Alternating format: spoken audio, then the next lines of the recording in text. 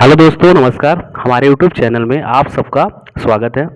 तो जैसे Bharat skill PDF employability skill का सलूशन करा रहे हैं, तो आज क्लास नंबर सेकंड है और ये क्लासेस आपके सेकेंड ईयर वालों के लिए है। तो कल आप लोगों का रिस्पांस बहुत बढ़िया था और अगर आप लोग प्रॉपर ऐसे ही अटेंडेंस अपनी लगाएंगे तो क्लास आपकी कंटिन्यू रहेगी और आप लोगों का एग्ज़ाम ही बहुत पास में आ रहा है।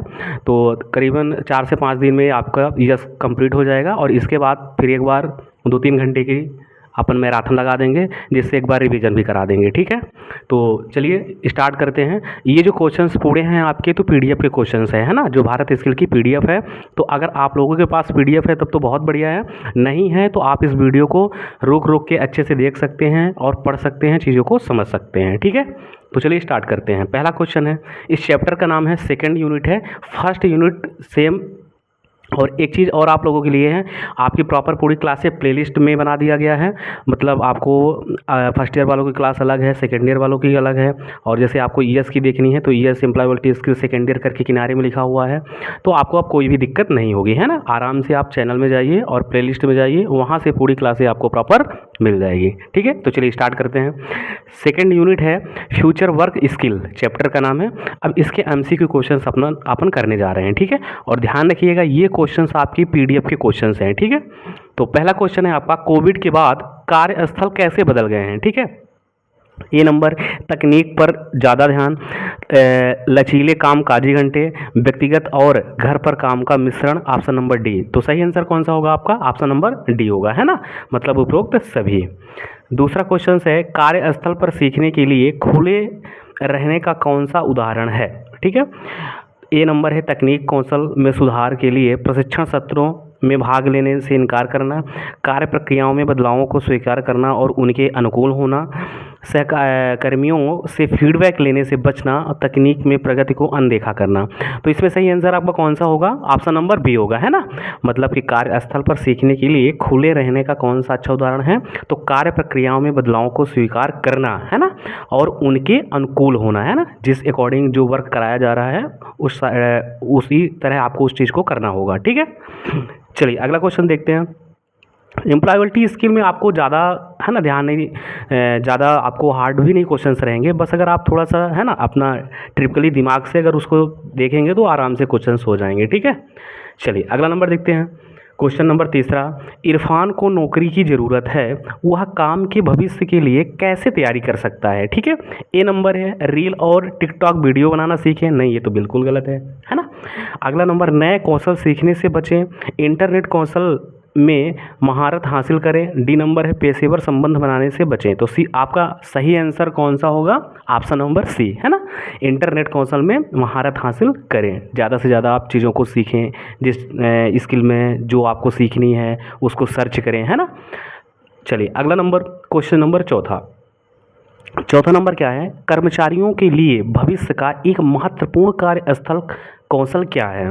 कागजात का काम करना, मैनुअल काम करना, नेटवर्किंग और संबंध निर्माण की छुट्टियों की योजना बनाना। तो सही आंसर कौन सा होगा आपका, नेटवर्किंग और संबंध निर्माण। ठीक है, क्वेश्चन नंबर 5वां देखते हैं क्या है। क्वेश्चन नंबर 5वां है आपका, कोविड के बाद राघव एक नई कंपनी में शामिल हो गया। ठीक, वह काम कर दिए गए डिजिटल टैबलेट का उपयोग करने से घबराता है, उसे क्या करना चाहिए। अपने मैनेजर से शिकायत करें कि अपने सहकर्मियों से सारा डिजिटल काम करने को कहे, कि अपनी नौकरी छोड़ दे, कि खुले दिमाग से काम करे और अपने सहकर्मियों से कहे कि वे उसे सिखाएं। तो इसका सही आंसर कौन सा होगा, ऑप्शन नंबर डी होगा, है ना। चलिए अगला नंबर देखते हैं, क्वेश्चन क्या है। ये ऐसे क्वेश्चन है कि आप बिना पढ़े भी इनको अच्छे से कर सकते हैं, तो आपको तुक्का मारने के चक्कर में नहीं पड़ना है, बिल्कुल ध्यान रखिएगा। एम्प्लॉयबिलिटी स्किल एक ऐसी सब्जेक्ट है कि अगर आप क्वेश्चन और ऑप्शन क्वेश्चन अच्छे से पढ़ेंगे, 2 बार क्वेश्चन को ज़्यादा पढ़ने में टाइम लगाइए आप, है ना, 1 बार 2 बार समझ में आ जाएगा तो आप ऑप्शन पर टिक कर पाएंगे। ठीक है, तुक्का बिल्कुल नहीं मारना है इतना जल्दी। अगला क्वेश्चन है, निम्नलिखित में से कौन गिग इकोनॉमी का सबसे अच्छा वर्णन करता है। एक ऐसी प्रणाली जिसमें कर्मचारी एक ही नियोक्ता के लिए पूर्वकालिक काम करते हैं। एक ऐसी प्रणाली जिसमें कर्मचारी अंशकालिक या अस्थायी नौकरी करते हैं। एक ऐसी प्रणाली जिसमें कर्मचारियों को एक निश्चित मासिक वेतन दिया जाता है। एक ऐसी प्रणाली जिसमें कर्मचारियों के काम के घंटे और स्थान निश्चित होते हैं। तो सही आंसर कौन सा होगा? ऑप्शन नंबर बी, एक ऐसी प्रणाली जिसमें कर्मचारी अंशकालिक या अस्थायी नौकरी करते हैं। ठीक, अब देखते हैं क्वेश्चन नंबर 7वां। ठीक है, 7वां क्या है?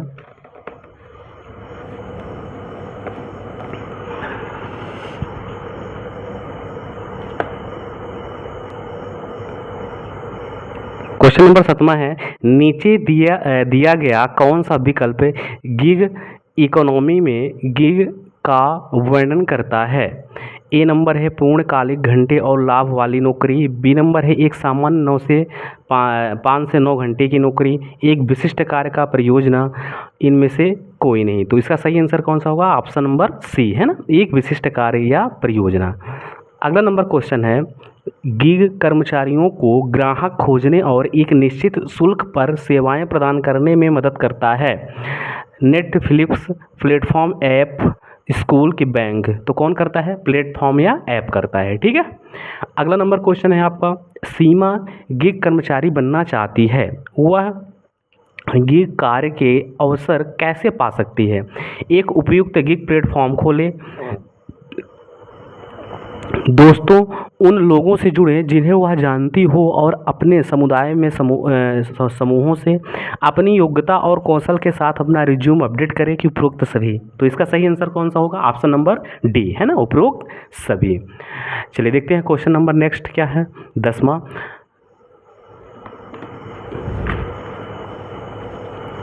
तो 10वां नंबर क्वेश्चन है, सुल्तान एक कुशल इलेक्ट्रीशियन है। ठीक, वह अपने कौशल से मेल खाने वाले प्लेटफॉर्म आधारित गिग कार्य की तलाश कर रहा है। सुल्तान के लिए नौकरी के अवसर खोजने के लिए निम्नलिखित में से कौन सा प्लेटफॉर्म सबसे उपयुक्त होगा?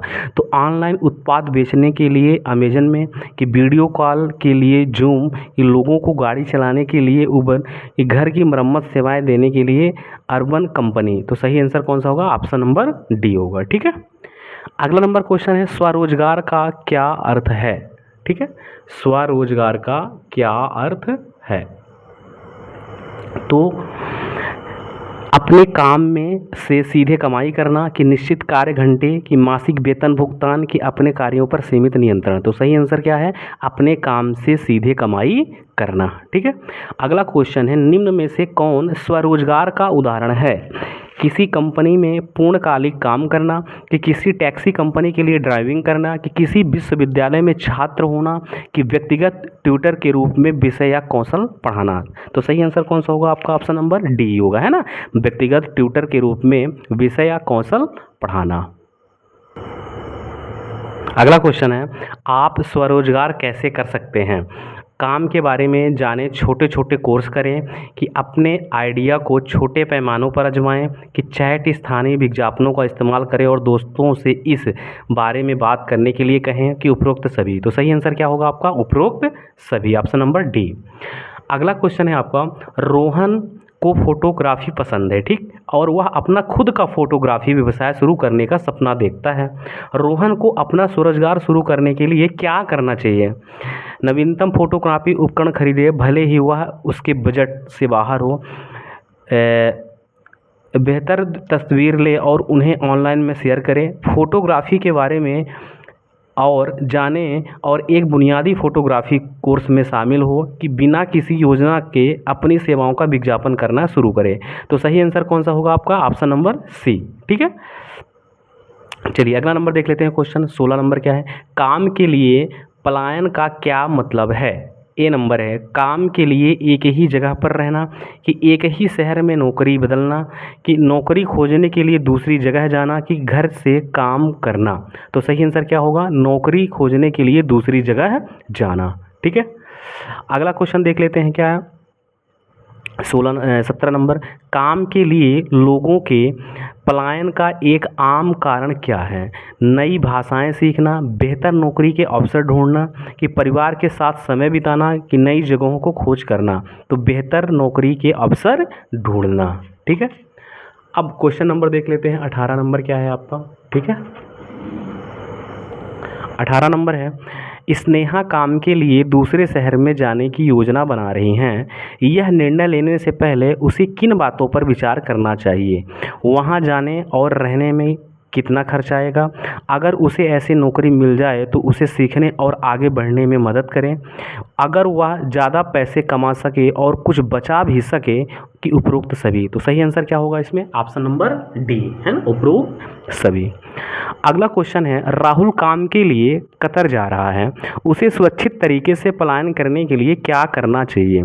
उस जगह के बारे में जानें और सुरक्षा प्रशिक्षण कार्यक्रमों में नामांकन करें, कि जाने से पहले अपनी नौकरी की पुष्टि करें, कि महत्वपूर्ण दस्तावेजों को व्यवस्थित करें और आपात स्थितियों के लिए बैंक खाता रखें, कि उपरोक्त सभी। तो सही आंसर इसमें क्या होगा? उपरोक्त सभी होगा, ठीक है। चलिए नेक्स्ट क्वेश्चन देखते हैं, क्वेश्चन नंबर 20वां क्या बोल रहा है। तो 20वां क्वेश्चन है, कल्पना अपनी नई नौकरी के लिए हुबली से बेंगलोर जा रही हैं। उसे नौकरी का प्रस्ताव पत्र मिल गया है, उसे सुरक्षित रूप से जाने के लिए क्या करना चाहिए?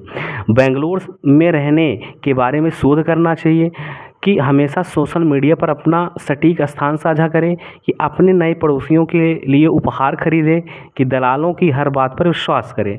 तो इसमें आपको सेटिस्फाई आंसर कौन सा लग रहा है? कमेंट बताएं, कमेंट जरूर करें। तो इसमें सही आंसर कौन सा होगा आपका? बेंगलोर में रहने के बारे में शोध करें, है ना। चलिए अगला क्वेश्चन देखते हैं, 21 क्या है। स्किल इंडिया डिजिटल प्लेटफॉर्म का मुख्य उद्देश्य क्या है? ये इंपॉर्टेंट क्वेश्चन है, आ सकता है, ठीक है। स्किल इंडिया डिजिटल प्लेटफॉर्म का मुख्य उद्देश्य क्या है? तो ऑफलाइन प्रशिक्षण कार्यक्रम प्रदान करना, कि नौकरी चाहने वालों के लिए वित्तीय सहायता प्रदान करना, कि ऑनलाइन सीखने और कौशल विकास की सुविधा प्रदान करना, कि अंतर्राष्ट्रीय नौकरी के अवसरों को बढ़ावा देना। तो सही आंसर क्या होगा? ऑनलाइन सीखने और कौशल विकास की सुविधा प्रदान करना।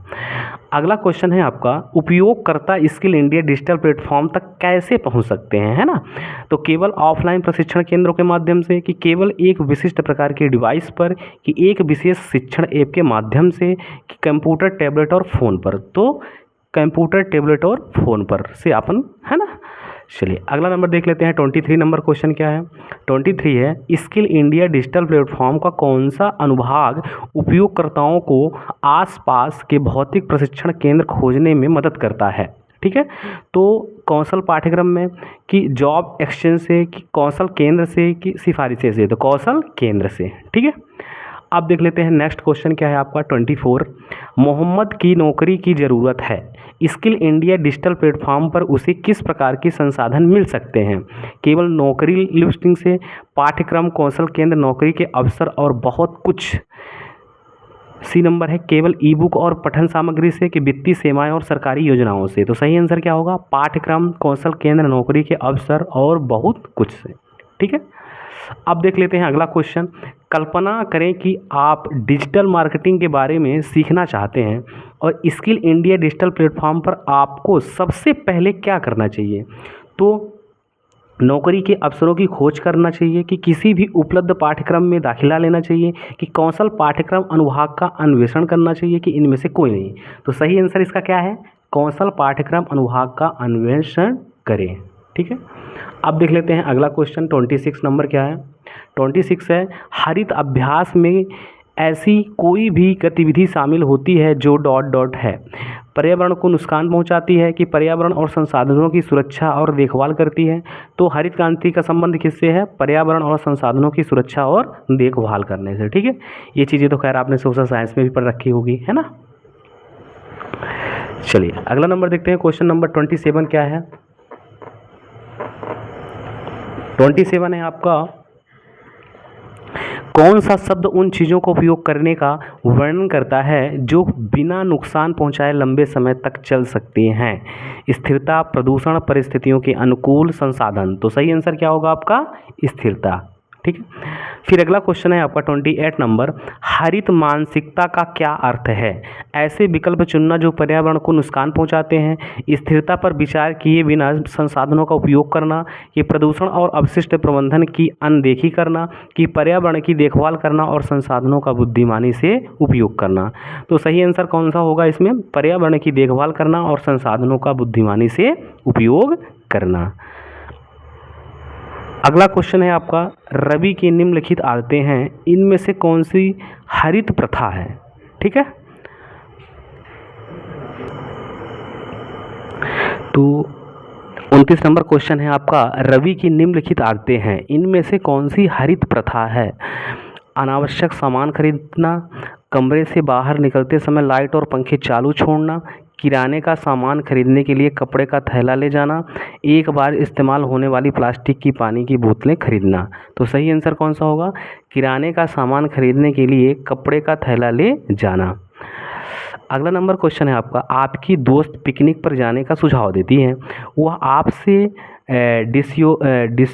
डिस्पोजेबल प्लेट और कप लाने के लिए कहती हैं, निम्नलिखित में से कौन सी क्रिया हरित मानसिकता के प्रति आपकी प्रतिबद्धता को दर्शाती है?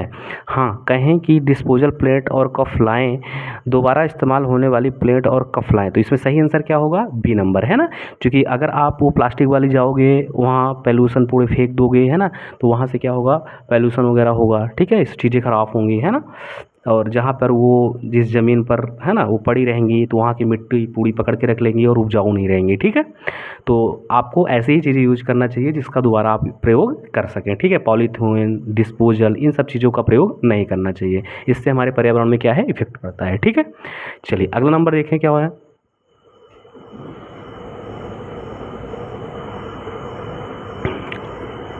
ग्रीन जॉब्स क्या है? ए नंबर है ग्रीन रंगों में साझा की जाने वाली जॉब्स, पर्यावरण को नुकसान पहुंचाने वाली जॉब्स, ऐसी जॉब्स जो अपशिष्ट पृथक्करण और पुनर्चक्रण को अनदेखा करती हैं, ऐसी जॉब्स जो संसाधनों का संरक्षण करती हैं और पर्यावरण की मदद करती हैं। तो सही आंसर कौन सा होगा? Option number D. निम्नलिखित में से कौन सी ग्रीन प्रैक्टिस नहीं है? ए नंबर है, तो निम्नलिखित में से कौन सी ग्रीन प्रैक्टिस नहीं है?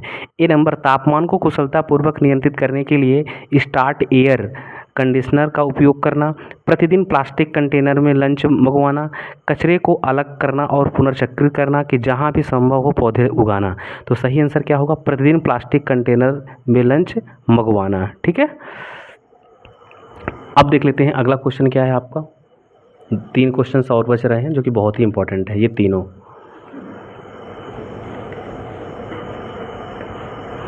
एक ग्रीन कार्यस्थल डॉट डॉट है, कम कागज और ऊर्जा बचत वाली लाइट्स का उपयोग करता है, डिस्पोजेबल आइटम और प्लास्टिक की पानी की बोतलों का उपयोग करता है, हर समय लाइट्स जलाए रखता है, अवशिष्ट पृथक्करण और पुनर्चक्रण को अनदेखा करता है। तो सही आंसर क्या है? ए नंबर, कम कागज और ऊर्जा बचत वाली लाइट्स का उपयोग करता है, ठीक है।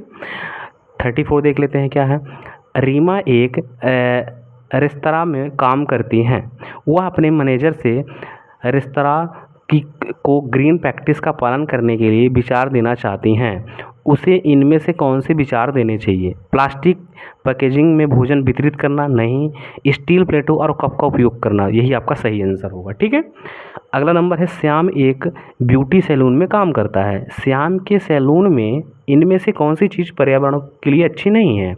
एकल उपयोग वाले प्लास्टिक के दस्ताने के बजाय पुनः प्रयोज्य दस्तानों का उपयोग करना, फर्श के लिए सुरक्षित और बायोडिग्रेडेबल सफाई सामग्री का उपयोग करना, चाय और पानी के लिए कागज़ के कप का उपयोग करना। तो ऑप्शन नंबर सी ही है ना, चाय और पानी के लिए कागज़ के कप का उपयोग करना, ठीक है।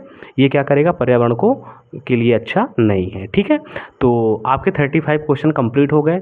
कल की क्लासेस में अपन पढ़ेंगे चैप्टर नंबर 3, ठीक है, और जो कि बहुत ही इंटरेस्टेड है और सबसे ज़्यादा क्वेश्चंस आने के चांस आपकी इसी चैप्टर से बनते हैं। इस चैप्टर का नाम है इंटरनेशनल स्किल, ठीक है, सॉरी इंटरनेट स्किल, है ना, सॉरी, इस चैप्टर का नाम क्या है? इंटरनेट स्किल है, ठीक है, हिंदी से बोलेंगे इंटरनेट कौशल। तो इससे जितने भी भारत स्किल पीडीएफ के निम्मे के एमसी के क्वेश्चंस बनेंगे आपके, तो पूरे कल की क्लास में अच्छे से कवर करने की कोशिश करेंगे।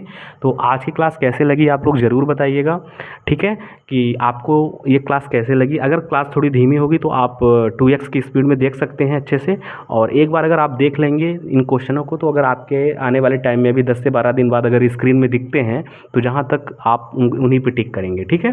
तो अगर आप पीडीएफ पढ़ चुके हैं तो भी वीडियो को ज़रूर से ज़रूर ही देखें, और सब अपने दोस्तों को शेयर करिए और चैनल को सब्सक्राइब करिए। थैंक यू दोस्तों।